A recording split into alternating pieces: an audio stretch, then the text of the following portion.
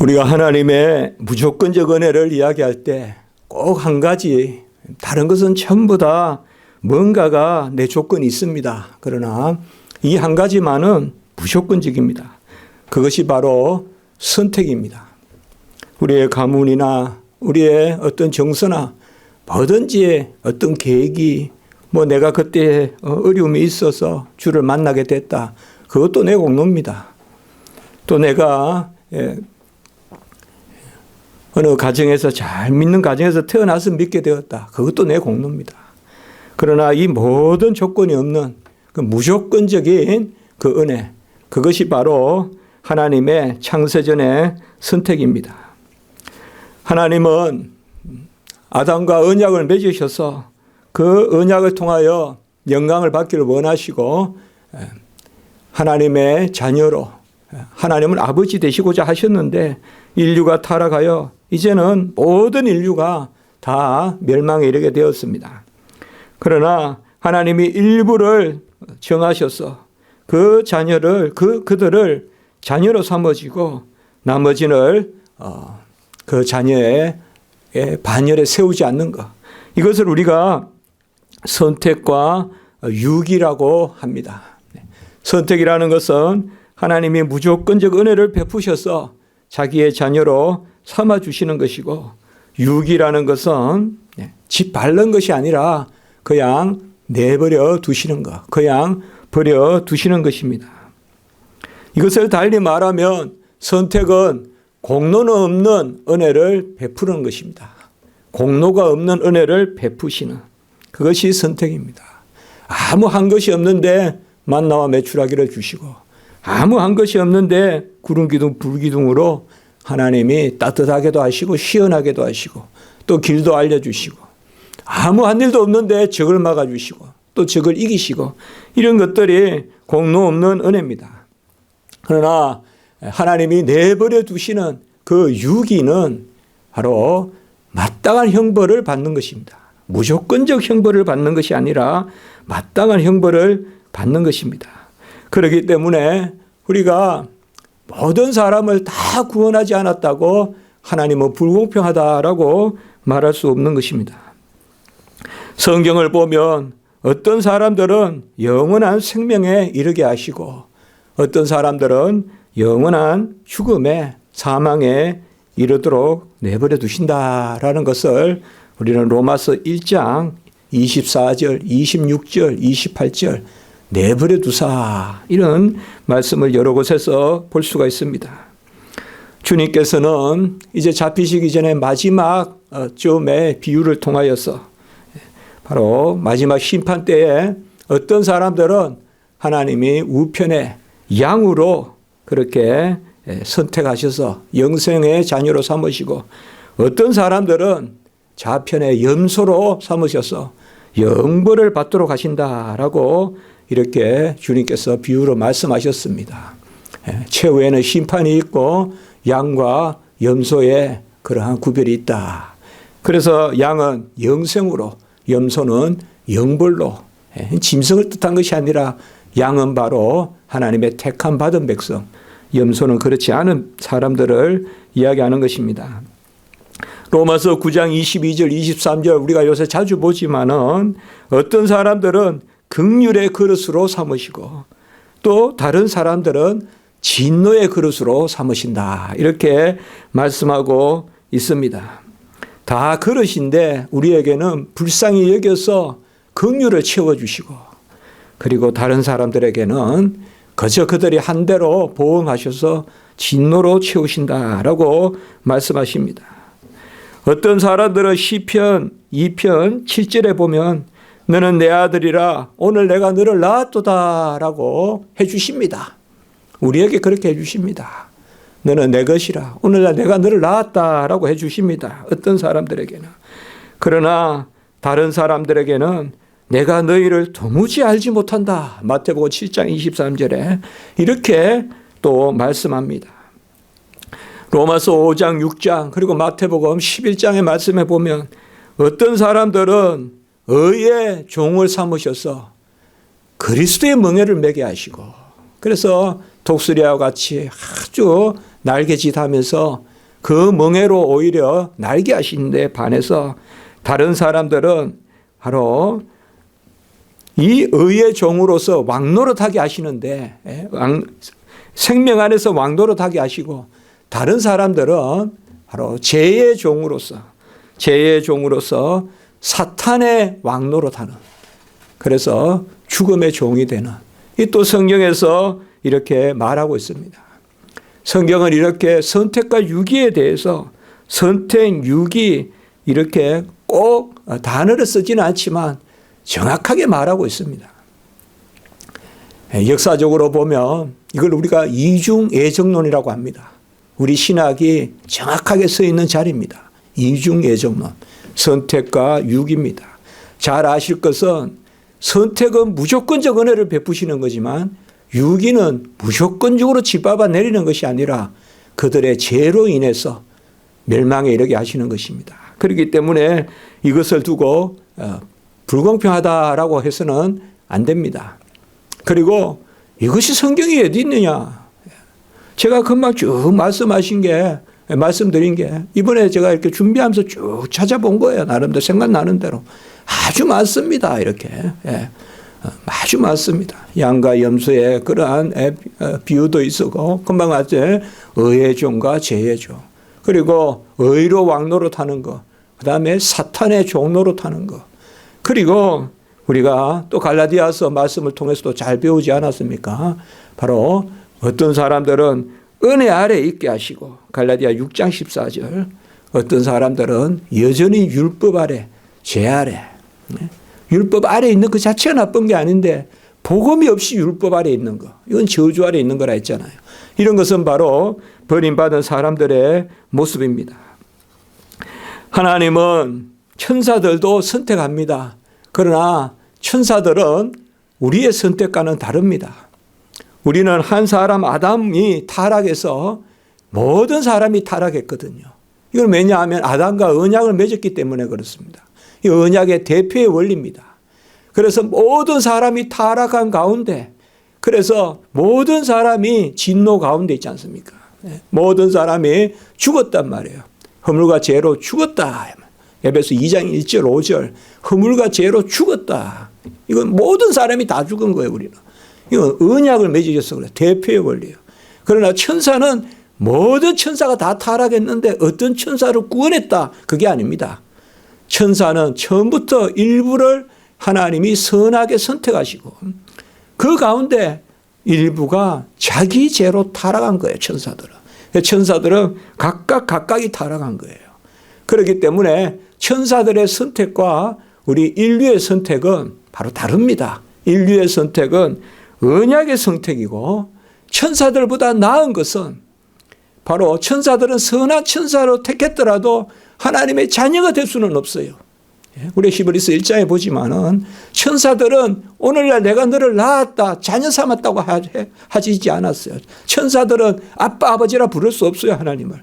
그러나 우리 인류는 모든 인류가 타락했지만 그 가운데 택함 받은 백성들은 이제 대표의 원리로, 첫 번째 대표는 아담이 죄를 지어서 모든 사람이 죄인이 되었는데 이제 두 번째 머리, 바로 둘째 아담, 마지막 아담, 예수 그리스도가 우리의 머리가 되셨어. 그는 모든 의를 다 이루셨기 때문에 이제 택함 받은 백성은 예수 그리스도의 의로 구원함을 받게 되는 것입니다. 이것이 바로 선택의 은혜입니다. 디모데후서 1장 9절의 말씀에 보면 오직 자기의 뜻과 영원 전부터 그리스도 예수 안에서 우리에게 주신 은혜대로 하심이라. 지난주에도 이 유사한 말씀이 있었지만 이 구절은 제가 지난주에는 인용하지 않았습니다. 디모데후서 1장 9절의 말씀인데요. 사실 보면 오직 자기의 뜻과 하나님의 뜻으로 우리를 구원하셨어요. 그리고 영원 전부터 그리스도 예수 안에서 우리에게 주신 은혜대로. 제가 이 말씀을 보면서 참 감사하다. 영원 전부터 그리스도 예수 안에서 우리에게 사실 은혜를 베푸셨어요. 하나님은 어제와 오늘과 내일이 없어요.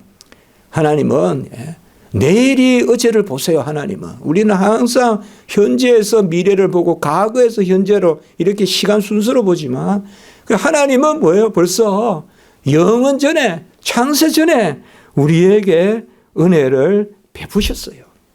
그래서 우리를 하나님이 선택하셨습니다. 마태복음 22장 14절에 보면 청함을 받은 자들은 많습니다. 이건 뭐예요? 땅 끝까지 복음을 전하는 게 청하는 것입니다. 모든 사람을 다 청해야 됩니다. 그래서 예루살렘과 유대와 사마리아와 땅 끝까지 듣든지 아니 듣든지 때를 얻든지 못 얻든지 복음을 전해야 됩니다. 그러나 택함을 입은 자는 적다. 마태복음 22장 14절 말씀입니다. 그래서 잔치상에 어린 양의 혼인 잔치상에 택함 받은 자들은 많으나 이게 택하기 위해서 우리는 이제 복음을 선포하거든요. 그러나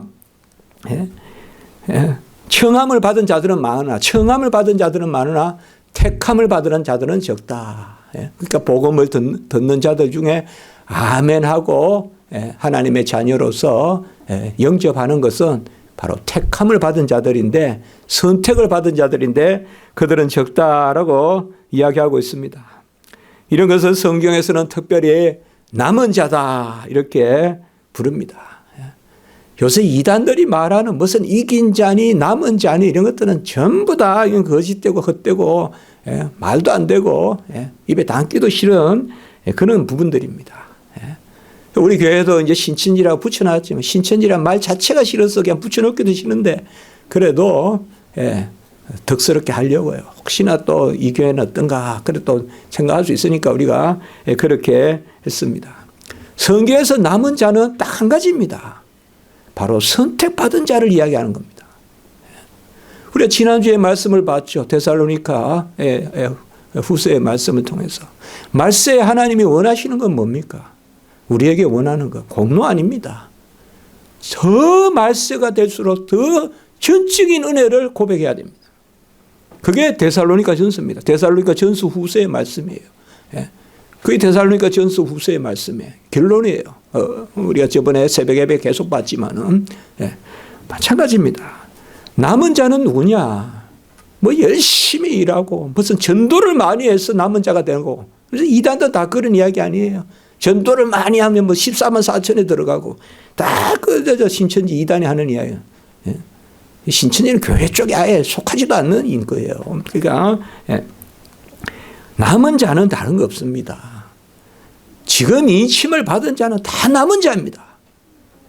지금 인침받고 구원받은 백성이 마지막 때 남은 자가 안 되고 지금은 인침받아서 교회 다니면서 우리가 구원받았는데 나중에 말세에 되면 또 뭐 인침이 없어지고 그런 거 없습니다. 성경에는 남은 자라든지 이런 개념들은 전부 다 선택의 개념입니다.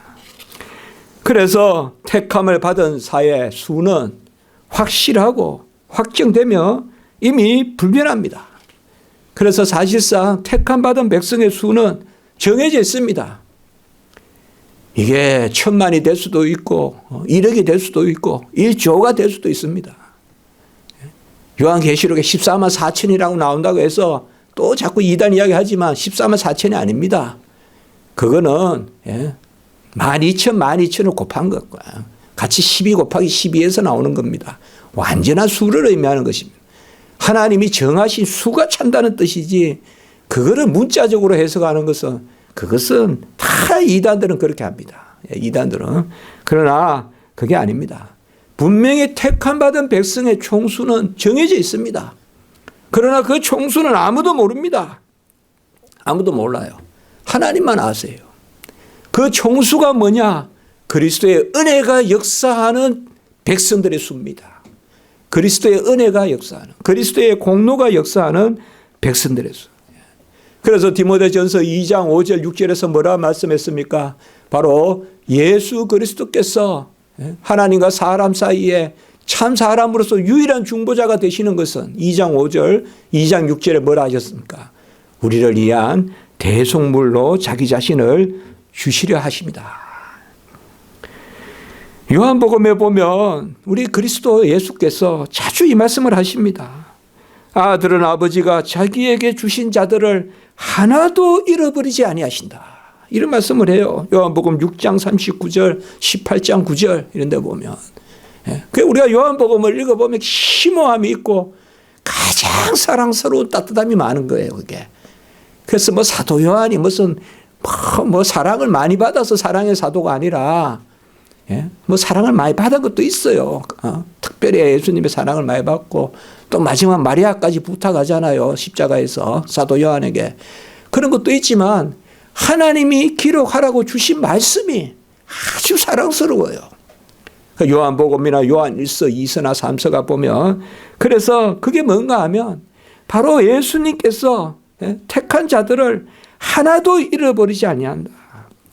그리고 목자가 양을 알듯이 우리 예수 그리스도께서 우리를 안다.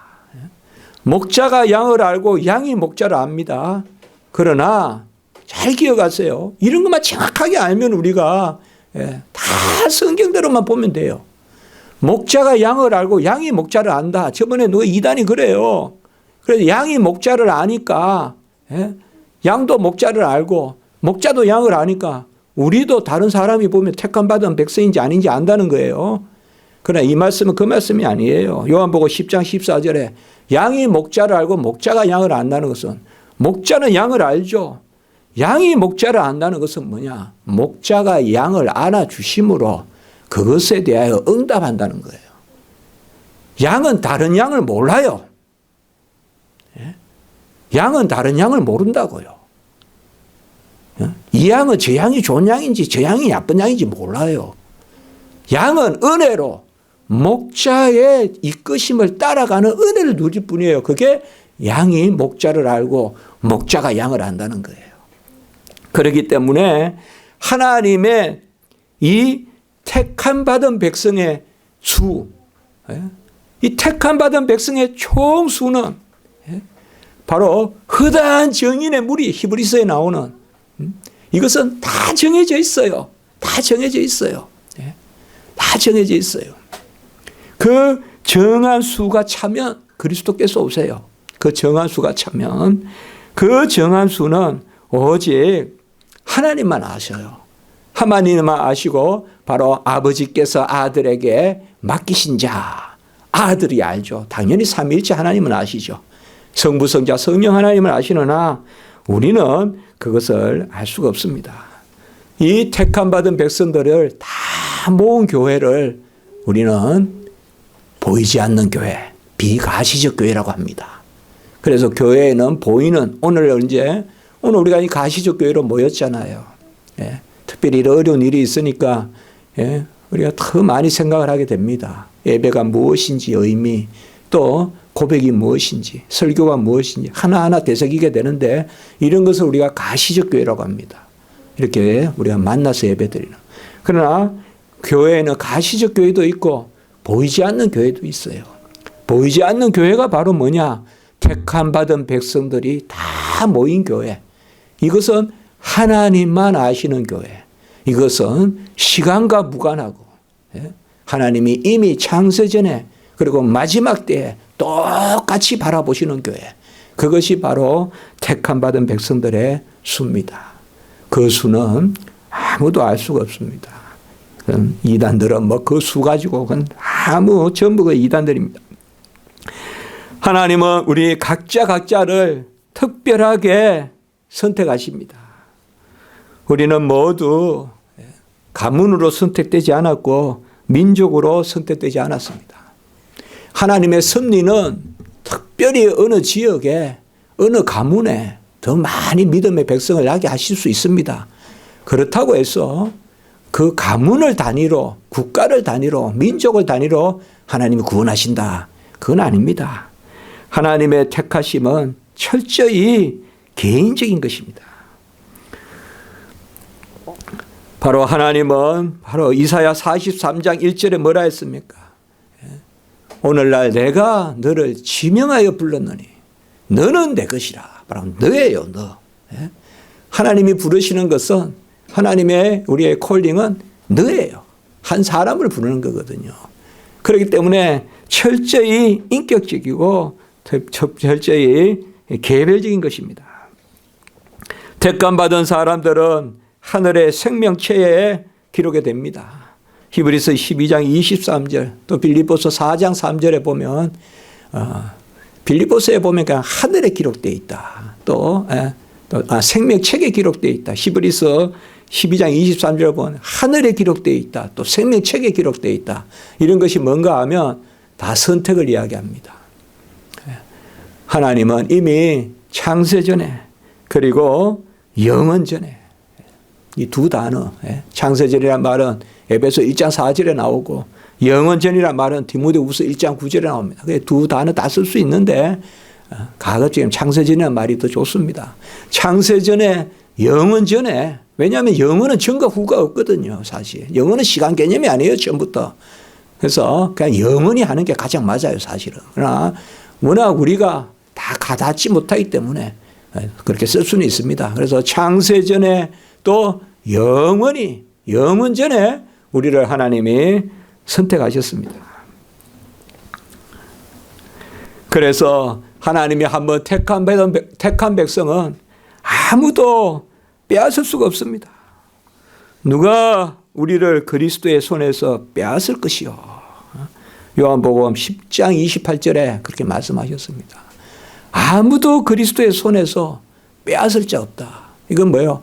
택함 받은 백성은 그 그리스도가 아신 바 되는 그 백성은 아무도 빼앗을 수 없다.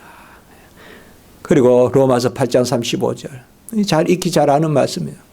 누가 우리를 그리스도의 사랑에서 끊으리요. 택함 받은 백성은 바로 그리스도의 사랑받는 백성이지 않습니까?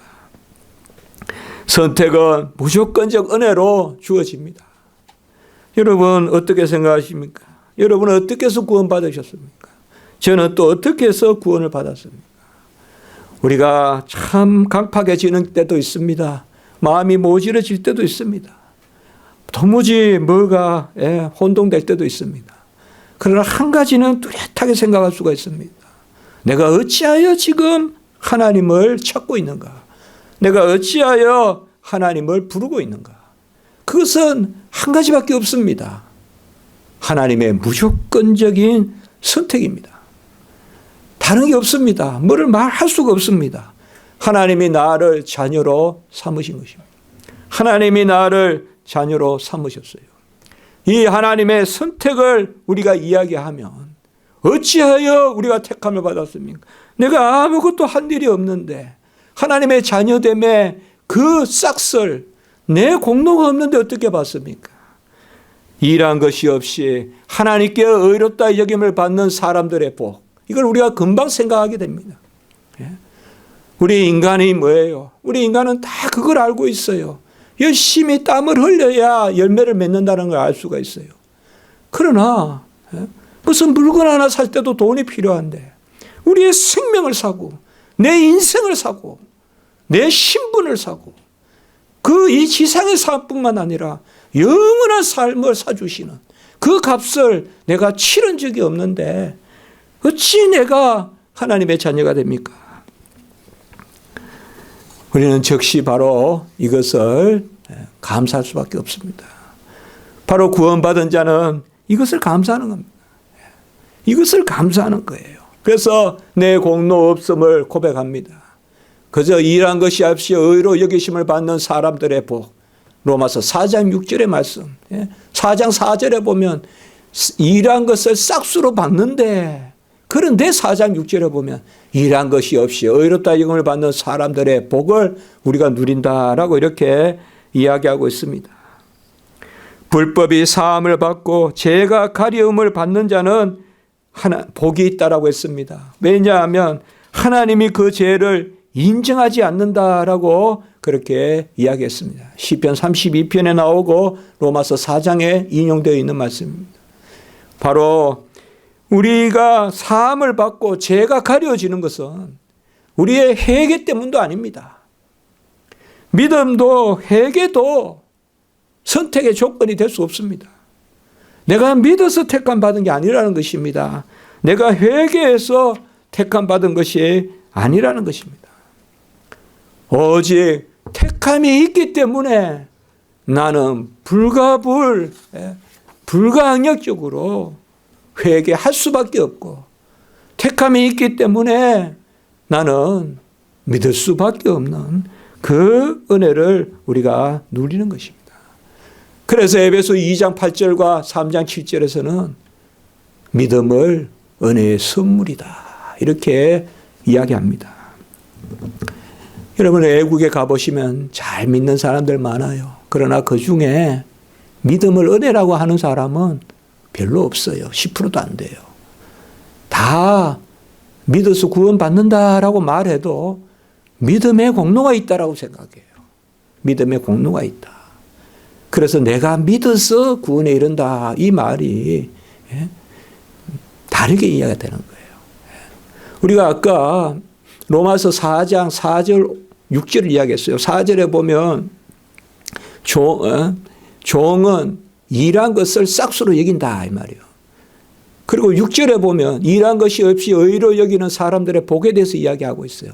그 중간에 5절이 바로 뭡니까?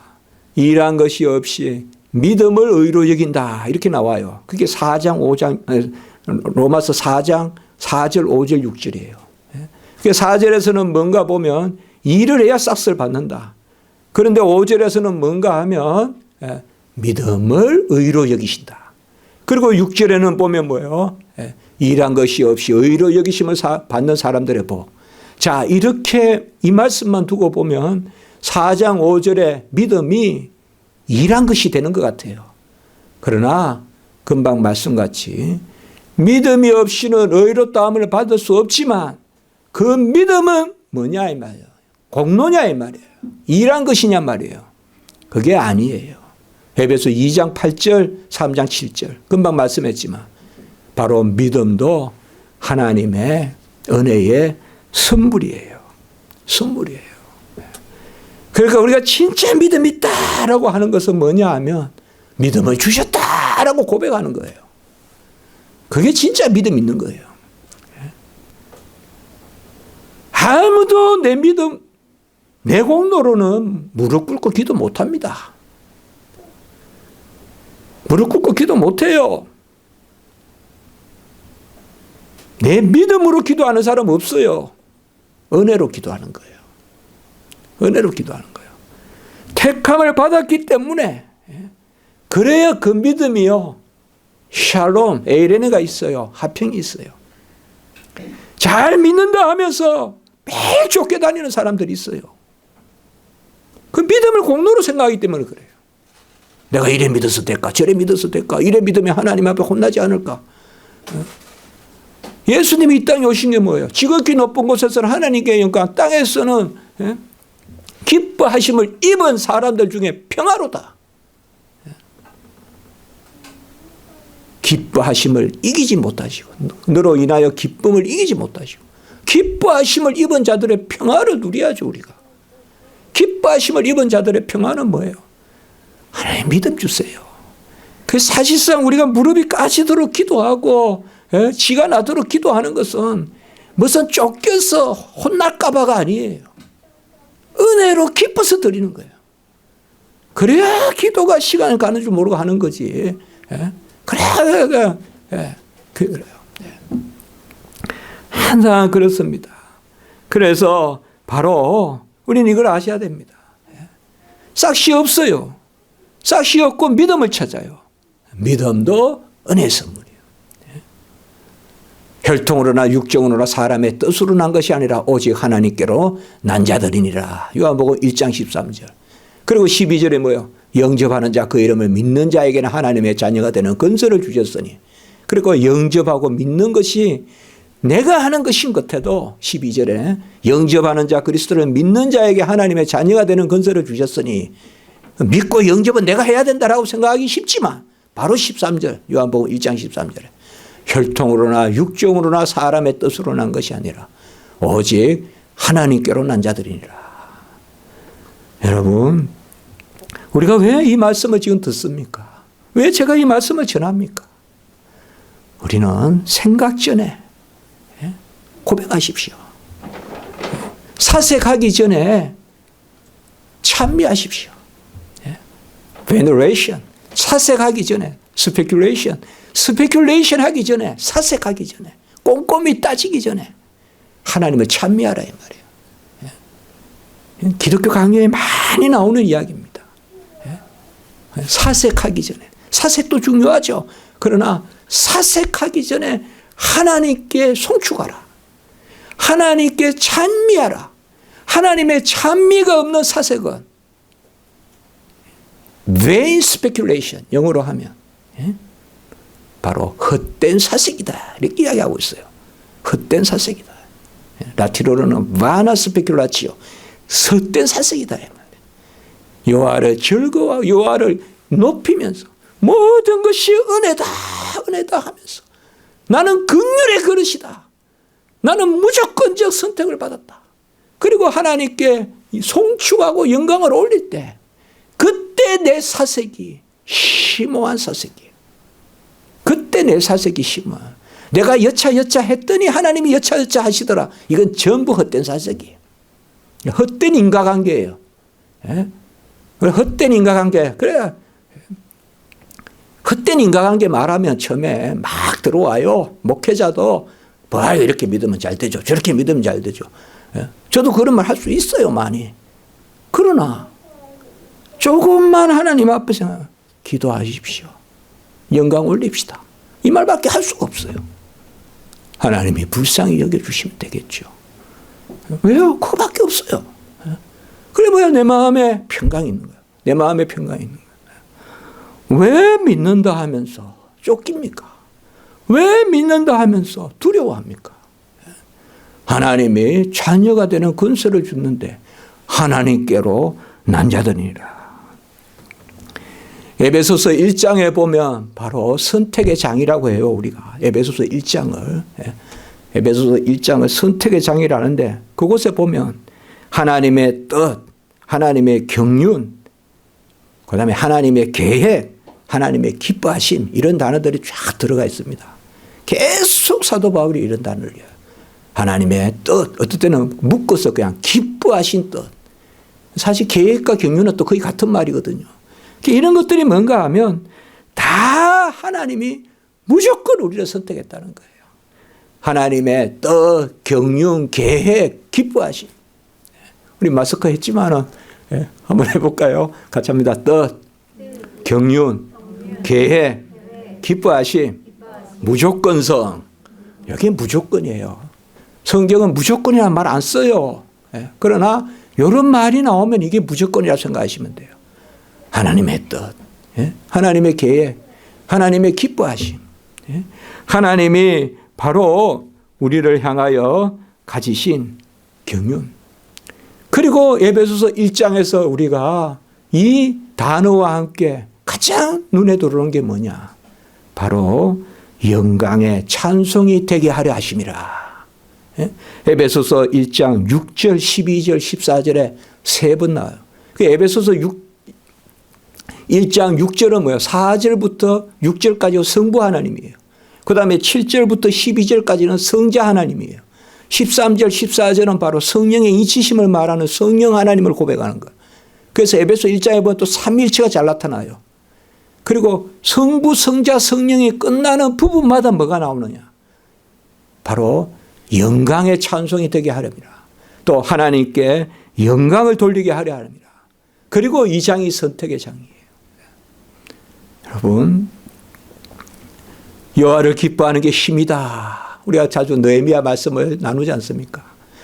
여호와께 아멘하고 여호와가 전적으로 우리를 선택하셨을 때는 바로 로마서 10장 30절에 바로 정하신 자를, 미리 아신 바 된 자를 정하시고, 정하신 자를 부르시고, 부르신 자를 의롭다 하시고, 의롭다 하신 자를 영화롭게 하신 자라. 미리 아신 바 된 자를 정하시고, 이게 29절부터 시작돼요. 미리 아신 바 되를 정하시고, 이 창세전에 아신 바 됐다. 이미 다 알아요, 하나님은. 하나님이 코로나 다 아세요. 내일을 아세요, 하나님은. 그러니까 하나님은 다 아세요. 하나님의 승리를 구해야 돼요, 우리가. 뜻을 구해야 돼요. 제가 이번에 그런, 그래서 편지에 제가 정말 기도하면서 썼습니다. 여러분께 기도 좀 하자 그렇게. 예? 바로 택함 받은 사람은 하나님이 우리에게 성령을 부어주십니다. 어디에서? 이 땅에서 주십니다. 세상 저 새하늘과 새 땅에 가서 저 사후에 주시는 것이 아니라 이 땅에서 보혜사 성령을 주셔서 그리스도의 의를 우리 것 삼아 주시고 바로 그리스도와 함께 자녀와 상속자가 되게 하시고 하나님을 아빠 아버지라 부르게 하시고 그리고 새 생명과 함께 새 생활을 얻게 하시고 우리가 자주 말하듯이 살아남도 살아감도 은혜로라. 이게 바로 다 뭐로부터 시작되느냐? 선택으로부터 시작됩니다. 믿음으로부터 시작되는 게 아니라는 말씀입니다. 회개로부터 시작되는 게 아니라는 말씀이에요. 내가 회개하고 믿어 구원에 이르렀다. 틀린 말은 아니에요. 그러나 우리는 뭐예요? 그 전에 택정하심이 있었다는 걸 고백해야 된다. 나를 긍휼의 그릇으로 삼아주셨다. 예수는 미워하고 야곱은 사랑하셨는데 저 옆집 사람은 미워하나 나는 사랑하시는도다. 나는 택함 받은 백성이다. 그게 바로 로마서 11장, 로마서 8장 29절 30절. 우리는 30절을 많이 이야기하잖아요. 정하신 자를 부르시고 부르신 자를 어렵다 하시고 어렵다 하신 자를 영화롭게 하신다. 그 정하신 자, 그 앞에 29절에 보면 미리 아신 바 된 자를 정하시고 그게 바로 선택이란 말이에요. 믿음이 들어있지 않죠. 그럼 믿음을 넣어서 생각하면 뭐야? 미리 아시고 정하신 자를 부르셔서 미리 아시고 정하신 자를 부르셔서 믿음 주시고 의롭다 하신다. 이걸 이제 어렵게 말하는 게 구원 서정이라 그래요. 제가 금방 말씀드린 이게 다 로마서에 나오는 거잖아요. 미리 정하시고 미리 아신 바 되고 정하신 자를 선택, 부르시고 소명, 그 다음에 믿음 주세요. 그래서 우리가 배울 때 소명 다음에 믿음이 있어요. 그 전에 뭐가 있냐? 선택이 있어요. 소명과 믿음은 동시에 주어져요. 물론 시간차는 없어요. 그러나 이런 것이 어려운 게 아니에요. 교리라는 건 다 그냥 성경 말씀을 그대로 은혜로 받아들이면 그게 교리예요. 그게 우리 은혜가 된다고요. 사실. 뭐가 힘이 됩니까 여러분? 제가 그 생각 해봤어요. 우리가 마지막에 잘한 거 헤아릴 겁니까? 마지막에 우리가 헤아릴 것은 아까 우리가 데살로니가 전서 후서는 대종말이에요. 마지막 예수님이 오실 그 대종말이에요. 대종말 때도 뭐예요? 데살로니가 교인들이요.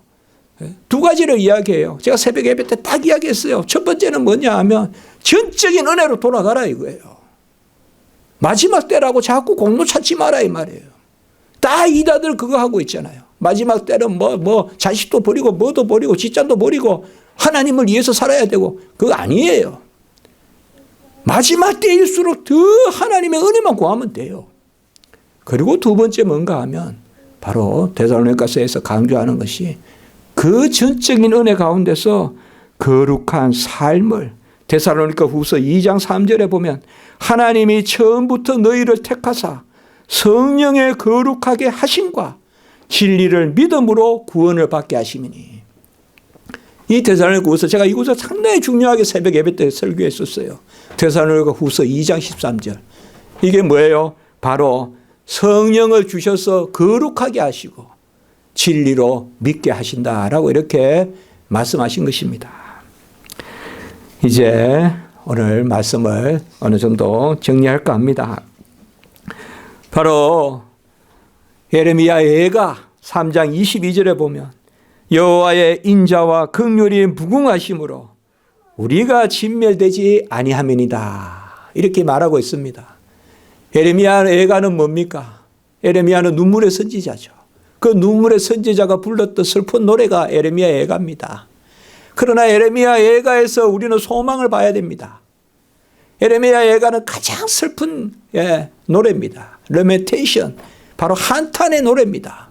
그 예레미야 예가입니다. 사랑의 노래 아닙니다. 사랑의 노래는 아가고 예가는 슬픔의 노래입니다. 그 슬픔의 노래 가운데 뭐가 들어있습니까? 금방 읽었듯이 여호와의 인자와 긍휼이 무궁하심으로, 여호와의 인자와 긍휼이 무궁하심으로. 우리에게 눈물이 있을 수 있습니다. 눈물이 있을 수 있는 게 아니라 눈물이 없는 삶이 없어요. 예? 울 일이 많습니다. 예? 갈수록 많아지죠. 울 일이 많습니다. 그러나 하나님의 인자와 긍휼은 무궁하시다. 그래서 이 택함을 붙드셔야 됩니다. 하나님이 우리를 택하심을 확신해야 됩니다. 왜라고 묻지 말고, 감추어진 일은 하나님께 속했다고 신명기 29장 29절에서 말했어요. 감추어진 일은 하나님께 속했어요. 청교도가 뭡니까? 선택교리에서 시작됩니다. 선택교리. 나는 택함 받았다. 여기에서 모든 것을 풀어갑니다. 이 내가 구원받은 백성이라는 확신에서 삶이 따라가는 것입니다. 그게 청교도입니다. 그 청교도에서 가장 중요한 교리가 바로 성도의 확신, 그리고 그것에 따르는 삶. 그 삶의 제1이 뭡니까? 주일 성수입니다. 그게요. 그게 청교도예요. 예? 그게 주일 성수예요. 예? 그러니까 청교도의 삶이 그거예요. 바로. 예? 내가 구원받은 백성이다. 내 직업에 기천이 없다 이거예요. 예? 직업의 기천이 어디 있습니까, 여러분? 없어요. 예? 직업의 기천이 어디 있어요? 없어요. 예? 하나님의 영광 가리지 않으면 돼요. 다 똑같아요. 바로 이러한 택함받은 백성. 만물이 주에게서 주로 말미암고 주에게로 돌아감이라. 로마서 11장 36절. 이 다음에는 바로 로마서 12장 1절이 따른다는 거. 로마서 11장 36절에는 꼭 이것만 기억하고 오늘 마칩시다. 로마서 11장 36절에는 만물이 주에게서 주로 말미암고 주에게로 돌아간다. 영광을 돌리죠. 이게 우리의 택함 받은 백성의 마땅한 노래예요. 그리고 로마서 12장 1절. 저는 이게 아주 중요하다고 생각해요. 12장 1절은 뭐예요? 우리 자신을 산제물로 드리라. 이것이 영적 예배니라. 이게 바로 뭐예요? 삶의 예배라는 거예요. 그래서 택함 받은 백성은 뭐예요? 만물이 주에게서 주로 말미암고 주로 돌아간다는 찬송과 함께, 찬미와 함께 우리 자신을 산제물로 드리는 영적 예배. 이게 바로 삶입니다. 이것이 에베소 1장 4절. 우리를 거룩하게 하시려고 택하셨다라는 의미입니다. 기도드리겠습니다. 거룩하고 자비로우신 하나님 아버지, 어려울 때에 우리 교회에 이렇게 모여서 아버지여 참으로 하나님 뜻 구하며 예배드립니다. 하나님 역사하시고 불쌍히 여기시고 또 모든 주변에 온전히 회복되게 하시고 지금 아버지여 이 바이러스로 또 힘들어하시고 또 애쓰시고 하시는 분들도 위로하시고 또 아버지여 이 바이러스가 또 걸렸거나 또 이것으로 염려하는 분들도 아버지여 회복되고 다 아버지여 온전케 되도록 하나님 도와주시고 이런 일상 가운데서 우리 성도님들 가정도 또 각각 개인도 하나님 지켜 주시옵소서. 예수님의 이름으로 기도드리옵나이다. 아멘.